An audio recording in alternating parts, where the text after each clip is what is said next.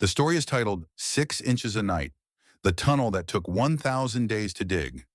You don't know what silence is until you've heard the sound of a heavy steel door sliding shut on the rest of your life. It's not quiet. It's a vacuum. It sucks the air right out of your lungs and leaves you standing there, staring at a toilet bowl that smells like 50 other men, realizing that the world hasn't just shrunk, it's disappeared. I arrived at Crowley Ridge Penitentiary on a Tuesday. I remember it was raining because the transport van leaked, dripping cold, dirty water onto the back of my neck for 3 hours. I was Elias Thorne, 34, male, a structural engineer who thought he could cheat an insurance company and ended up burning a squatter alive in a warehouse I torched. 25 to life. That was the tag. But numbers don't mean anything in a courtroom. 25 years is just a phrase until you wake up on that first morning and realize you have to live through 9,125 days, 1 second at a time. Processing was a blur of humiliation. Spread 'em, cough, squat. The uniform didn't fit. The pants were too short. The shirt stiff with dried starch and sweat. By the time they walked me to Block D, I was just meat. Fresh meat in a freezer. My cell was a 6 by 8 concrete box at the end of the tier, dubbed the coffin by the locals because the ventilation barely reached it. My roommate was already on his bunk, staring at the ceiling like he was reading a map written in the cracks. Silas Vance, 62, male, had been inside since the Reagan administration. He didn't look at me when I walked in. He just took a drag from a hand-rolled cigarette that smelled like burning hair and said, "Top bunk's yours. Don't snore, don't pray out loud, and don't ask me what I did. I won't ask you." That first week, I didn't sleep. The noise of a prison at night is a biological roar. Snoring, weeping, screaming, the clank of chains, the heavy boots of the COs on the catwalk. You learn the rhythm of the boots quickly. You have to. The biggest threat wasn't the other inmates, not at first. It was the crushing weight of the architecture. Crowley Ridge was built in the 70s, a brutalist nightmare of poured concrete and rebar. It felt immovable. But I was an engineer. I looked at walls and saw loads, stresses, and composition. I saw how things were built, which meant I couldn't help but see how they could be taken apart. The routine set in like a slow-acting poison. Up at 5 a.m., count at 5:30, chow at 6, runny eggs and grit, yard, work detail, count, chow, count, lights out. It was designed to turn you into a machine. If you fought it, you broke. If you accepted it, you disappeared. About a month in, I met the real king of Block D, not an inmate, but Officer Strickland, 45, male. He was a bull of a man with a thick neck and eyes that looked like dead televisions. Strickland didn't enforce rules. He enforced suffering. He liked to toss cells just to watch men cry over a torn photograph or a crushed letter from home. He came for us on a Thursday. I was sitting on my bunk staring at the floor, trying to calculate the load-bearing capacity of the steel frame bed, when the door buzzed open. "Toss it," Strickland said to the rookie behind him. They tore everything apart. They dumped Silas's tobacco into the toilet. They ripped the spine off the one book I'd managed to check out from the library. Strickland stepped close to me, his breath smelling of peppermint and rot. He kicked my mattress over, sending me stumbling back against the wall. My head hit the concrete with a sickening thud. "You got a problem with that, Thorne?" he whispered, smiling. "You look like you're doing math in your head. Do the math on this. I own you." He left us in the wreckage. Silas didn't say a word, just started picking up the shreds of his tobacco from the wet floor. But I sat there, rubbing the back of my head, staring at the spot where the wall met the floor behind the toilet. When Strickland had kicked me, the impact had jarred a flake of paint loose near the plumbing chase. Just a tiny chip, no bigger than a fingernail. But underneath, the concrete wasn't smooth. It was crumbling. It was poor aggregate, cheap construction. I stared at that gray patch for hours. The anger in my chest was hot, white hot, but I swallowed it down. I let it cool into something hard and sharp. I realized then that I wasn't going to survive 25 years. I would die here, or I would leave. I reached down and touched the spot. It felt gritty, weak. Silas looked over from the bottom bunk, his eyes catching the movement. "What are you doing?" "Nothing," I whispered, just checking the foundation. That night, while the tears screamed and the guards laughed in the bubble, I didn't sleep. I sharpened the handle of my toothbrush against the steel frame of the bed until it was a needle, and I waited for the dark. You learn pretty quickly that hope is dangerous. It's like a shiv tucked in your waistband, useful if you know how to handle it, but mostly it just cuts you when you move wrong. I didn't dig because I had hope. I dug because I had math. The first night I actually put the toothbrush to the wall, my heart was hammering so hard I thought the vibration alone would set off the alarms. The lights were out, the block hummed with that restless, predatory sleep, and Silas was breathing heavily on the bottom bunk. I slid off the top, moving like smoke. The air in the cell was heavy, smelling of mildew and old sweat. I crawled behind the toilet. In the cramped darkness, the space between the porcelain bowl and the wall was less than a foot. I jammed the sharpened handle of the toothbrush into that chipped spot of paint. Scritch. It sounded like a gunshot. I froze, pressing my forehead against the cold concrete, waiting for the heavy boots, the flashlight beam, the shout. But nobody came. Just the distant coughing of a junkie 3 cells down and the hum of the ventilation. I did it again. Scritch. The concrete at Crowley Ridge wasn't just bad, it was criminally negligent. I knew concrete. I knew that if you mix the aggregate wrong, or if you pour it when the temperature drops too fast, you get pockets, microfractures, honeycombing. This wall wasn't a barrier. It was a sponge made of sand and gravel held together by government bid rigging. That first night, I worked for 3 hours. My fingers cramped into claws. The plastic handle dug into my palm until I blistered. By the time the 4 a.m. shift change whistle blew, I had a pile of gray dust the size of a golf ball and a hole barely deep enough to hide a dime. Panic set in. What do I do with the dust? You can't just sweep it. Dust is evidence. Dust is a confession. I wet my finger, pressed it into the pile, and tasted it. It was gritty, alkaline, bitter. I swallowed. Then I did it again. I ate half of it. The rest I carefully swept into a folded piece of toilet paper and flushed it the second the automated flush cycle hit the block at 5 a.m. When I climbed back into my bunk, my hands were shaking, covered in gray powder. "You're gonna get us killed," a voice rasped from below. I froze. Silas. He wasn't asleep. He hadn't been asleep for hours. I leaned over the side of the bunk. In the half-light of the atrium filtering through the bars, his eyes shone like wet stones. "It's weak, Silas," I whispered. "The wall. It's rotten."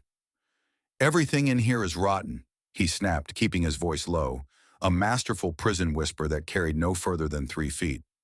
"Strickland finds a scratch on that wall. He doesn't just put you in the hole. He puts me in the hole. And I'm too old for the box, Elias." "I can do it," I said, the desperation leaking into my voice. "But I need eyes. I can't watch the gallery and work the wall at the same time." Silas rolled over, facing the wall, turning his back to me. "I ain't seeing nothing. You dig your own grave." But he didn't rat me out. That was the first crack in the ice. The routine solidified over the next 6 months. It became a religion of inches. We developed a system, Silas and I, without ever formally shaking hands on it. It just happened, born of necessity and the shared terror of Strickland. Silas became the timekeeper. He knew the rotation of the guards better than they knew it themselves. He knew that Officer Miller took a smoke break at 2:15 a.m. He knew that the shift commander, a bloated sadist named Holloway, never checked the bottom-tier cells on Tuesdays because his knees hurt. When the coast was clear, Silas would tap twice on the bed frame. That was my green light. 1 tap meant freeze. 3 taps meant flush and cover now. The work was agonizing. The toothbrush handle broke on night 12. I replaced it with a piece of metal bracket I stole from the laundry cart, a jagged 2-inch strip of steel I kept hidden in the hollow space of my mattress. It was sharper, but it tore my hands to shreds. I wrapped it in a strip of torn bedsheet, but my knuckles were constantly raw, scabbing over with concrete dust ground into the wounds. We removed about 6 inches of material a night, not depth, but volume. A handful of dust, a chunk of gravel. The hole behind the toilet grew. It wasn't a tunnel yet. It was a cavity. I was aiming for the utility chase that ran between the cells. If I could breach the chase, I could drop down into the service sub-basement. From there, well, I was still working on the math. But the real enemy wasn't the wall. It was the psychological pressure, the paranoia. Strickland was escalating. He was bored. A bored guard is a dangerous thing. He started playing games with the food, accidentally dropping trays or spitting in the soup. Then he moved on to the cells. One afternoon during a surprise lockdown, Strickland walked down the tier with a wooden mallet. He wasn't checking for contraband. He was checking the bars. Clang, solid, clang, solid. He stopped in front of our cell.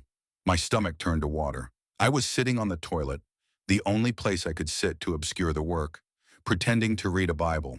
The fake vent cover I'd made out of wet cardboard and painted with gray watercolor, stolen from the rec room art supplies, was in place, but it wouldn't stand up to a hit.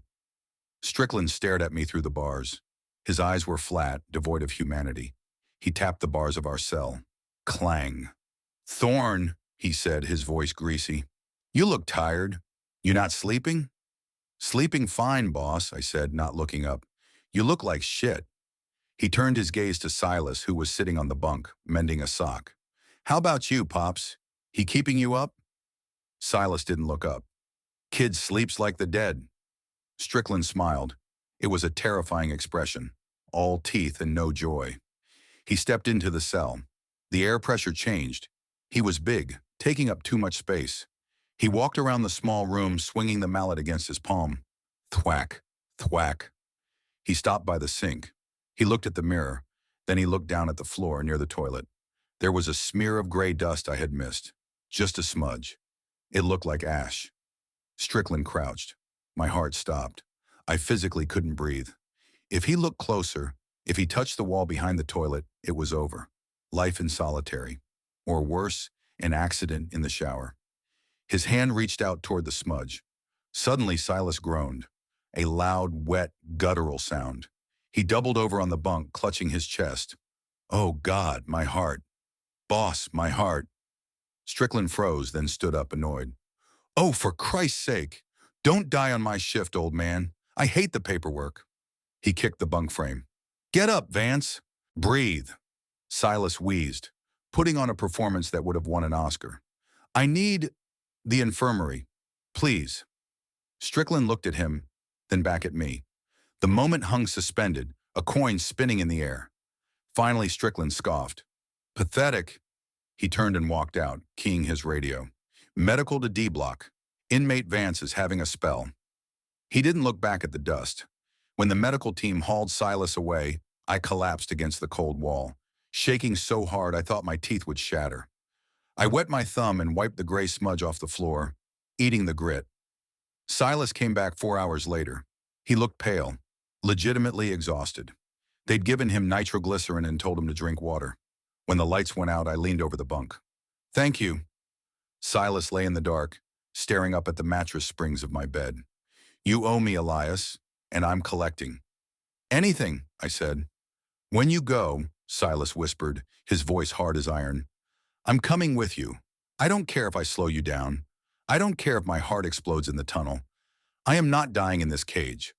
I looked at my hands, scarred and gray in the moonlight.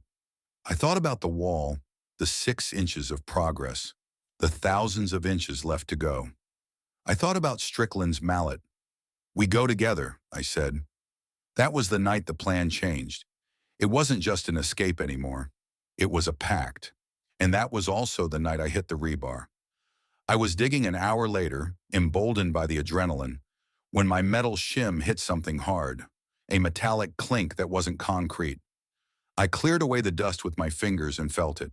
A thick, rusted steel bar running vertically through the center of my hole. I couldn't dig through it. I couldn't break it. I sat back in the dark, sweat stinging my eyes. The math had changed. I didn't need just patience anymore. I needed a saw. And in a level 4 penitentiary, getting a hacksaw blade wasn't just difficult. It was a suicide mission. "Problem?" Silas whispered. "Rebar," I said. Silence stretched out in the cell. "The shop," Silas said. "Old man Miller runs the machine shop. He owes me for a carton of smokes from '98. "That's a long time to hold a debt," I said. "In here," Silas said. Time is the only currency that doesn't depreciate. You get me the access, I get you the blade. But Elias? Yeah? If Strickland catches us with a blade, he won't use the mallet. He'll use his bare hands. I touched the cold, jagged edge of the hole behind the toilet. Let him come, I said. And for the first time, I meant it. The fear was still there, but it was callous now, hardened. We were two ghosts in a concrete box, slowly haunting our way out. The digging continued. 6 inches of dust, 6 inches of silence, 6 inches closer to a hell of a lot of trouble. Getting a hacksaw blade into a maximum security unit isn't about magic. It's about misery. It took 4 months just to set up the meet.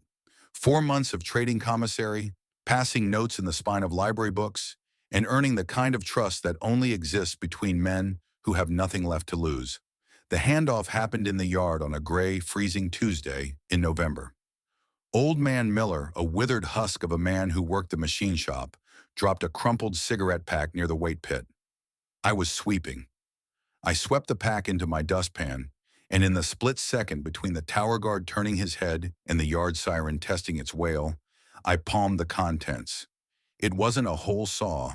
It was a 3-inch fragment of a high-carbon blade, snap broken and wrapped in oily receipt paper. It felt like a razor blade against my skin. I slid it into a slit I'd cut into the heel of my boot.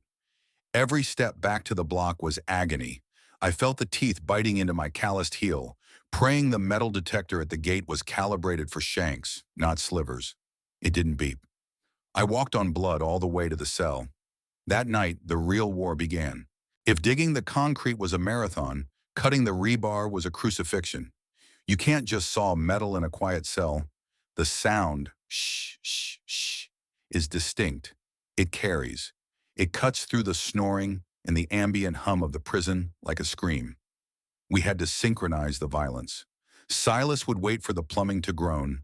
The pipes in Crowley Ridge banged like hammers whenever the boiler kicked on, and he'd cough, a wet, rattling sound that covered the high-pitched scratch of the blade. Clank, pipe, cough, Silas, stroke, me. One stroke at a time, then stop. Listen, wait.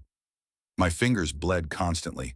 The tiny blade had no handle, so I wrapped the end in a scrap of denim, but it still sliced into my thumb and index finger. I was eroding my own flesh to erode the steel. It took 89 nights to cut through that single bar. 89 nights of sweating in the dark, smelling Silas's fear and my own blood. When the bar finally snapped, it didn't make a loud noise, just a dull tink. I pushed the severed end back, bending it slowly with a makeshift lever I'd fashioned from the bed leg. The hole was open. Beyond it lay the utility chase, a vertical shaft of darkness, smelling of damp earth and rat shit. It was tight, barely wide enough for a man's shoulders, but it was a path. But time was doing to us what I was doing to the wall.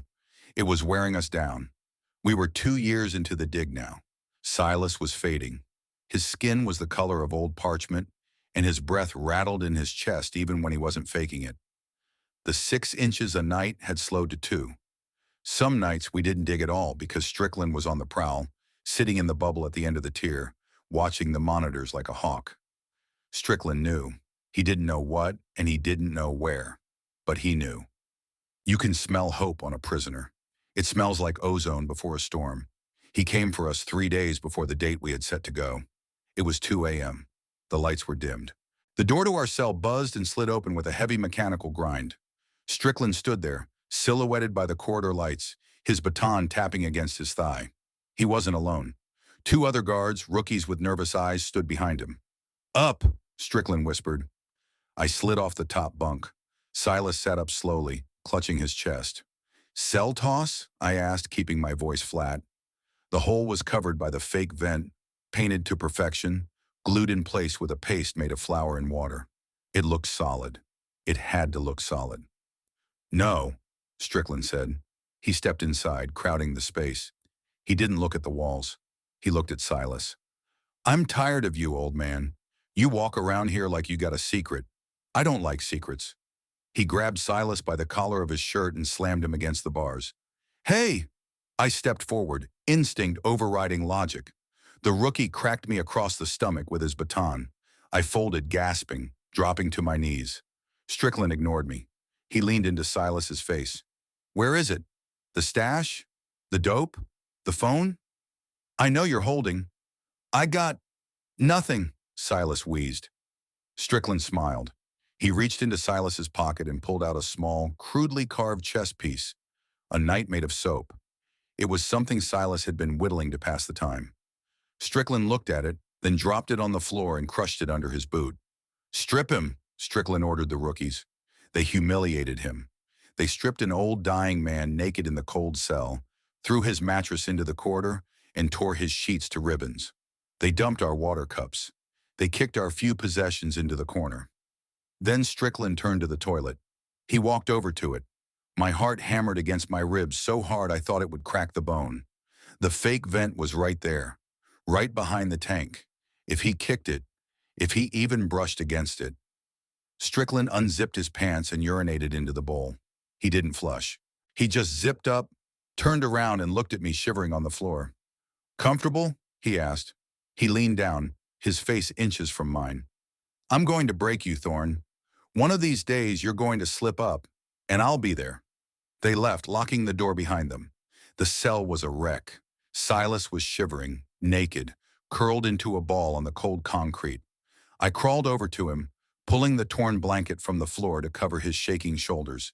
He was weeping, silent, dry tears of rage and shame. We go, Silas whispered, his voice trembling. We go now. We're not ready, I said. The tunnel. We haven't tested the drainage grate. I don't care, Silas hissed, gripping my arm with surprising strength. His fingernails dug into my skin. I am not dying in this box, Elias. I am not letting that bastard win. We go tomorrow, rain or shine, life or death. I looked at the crushed soap knight on the floor.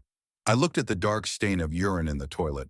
I felt the phantom weight of the hacksaw blade, now hidden inside the hollow leg of the bunk, magnetized to the steel.